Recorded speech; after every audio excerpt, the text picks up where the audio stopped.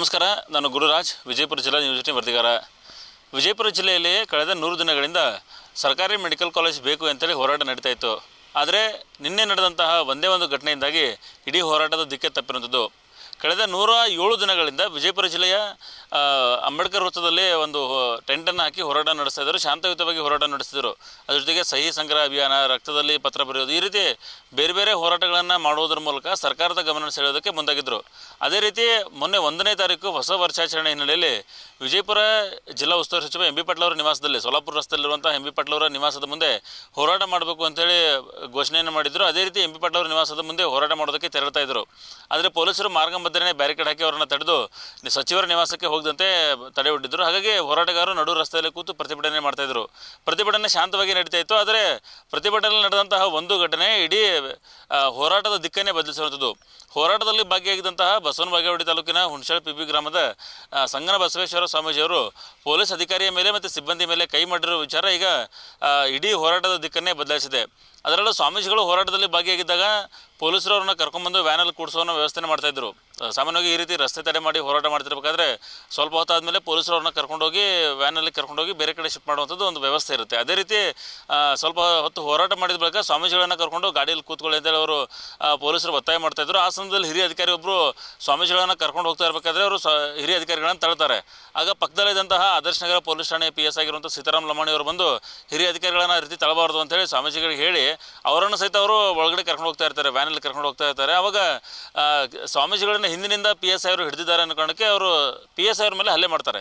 ಅದಾದ ಬಳಿಕ ಉಳಿದ ಸಿಬ್ಬಂದಿಗಳು ಬಂದು ಬಿಡಿಸ್ಕೊಂಡು ಅವರನ್ನು ಮತ್ತೆ ಮುಂದೆ ಕರ್ಕೊಂಡೋಗಿ ವ್ಯಾನಲ್ಲಿ ಕೂಡಿಸ್ತಾ ಇರ್ತಾರೆ. ಆವಾಗ ಮತ್ತೊಬ್ಬ ಸಿಬ್ಬಂದಿಯವ್ರ ಮೇಲೆ ಸಹಿತ ಹಲ್ಲೆ ಮಾಡ್ತಾರೆ. ಹೀಗಾಗಿ ಸ್ವಾಮೀಜಿಯವರು ಇಡೀ ಹೋರಾಟದ ನಡೆಯುತ್ತಿರುವಾಗ ಪೊಲೀಸರ ಮೇಲೆ ಹಲ್ಲೆ ಮಾಡಿರುವಂಥ ವಿಚಾರ ಈಗ ಕಾನೂನು ಸಂಘರ್ಷಕ್ಕೆ ದಾರಿ ಮಾಡಿಕೊಟ್ಟಿದೆ. ಸರ್ಕಾರಿ ಕರ್ತವ್ಯಕ್ಕೆ ಅಡ್ಡಿ ಆರೋಪದಡಿಯಲ್ಲಿ 27 ಜನರ ವಿರುದ್ಧ ಪ್ರಕರಣ ದಾಖಲಾಗಿರುವಂಥದ್ದು. ಅದರಲ್ಲೂ 6 ಜನ ಈಗಾಗಲೇ ಜೈಲು ಪಾಲಾಗಿದ್ದಾರೆ.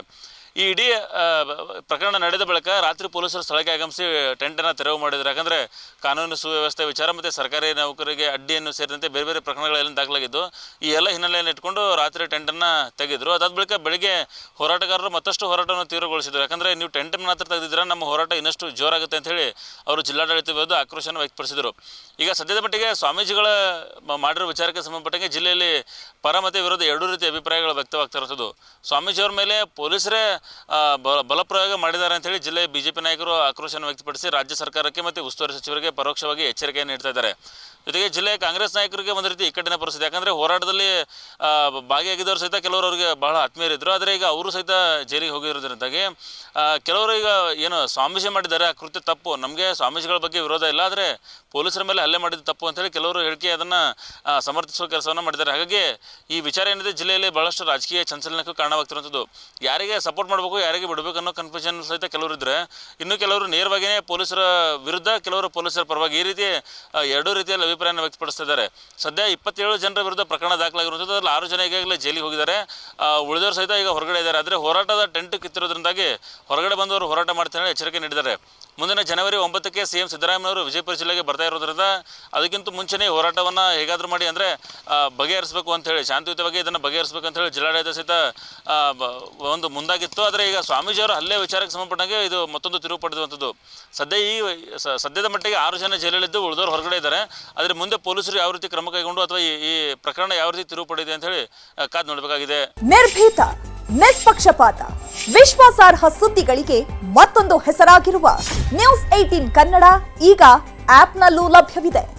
ದಯವಿಟ್ಟು ಇಲ್ಲಿರುವ QR ಕೋಡ್ ಸ್ಕ್ಯಾನ್ ಮಾಡಿಕೊಂಡು ಆಪ್ ಡೌನ್ಲೋಡ್ ಮಾಡೋದಕ್ಕೆ ಮರಿಬೇಡಿ. ನಿಮ್ಮ ಬೆಂಬಲ ಹೀಗೆ ಸದಾ ನಮ್ಮೊಂದಿಗಿರಲಿ. ಧನ್ಯವಾದ.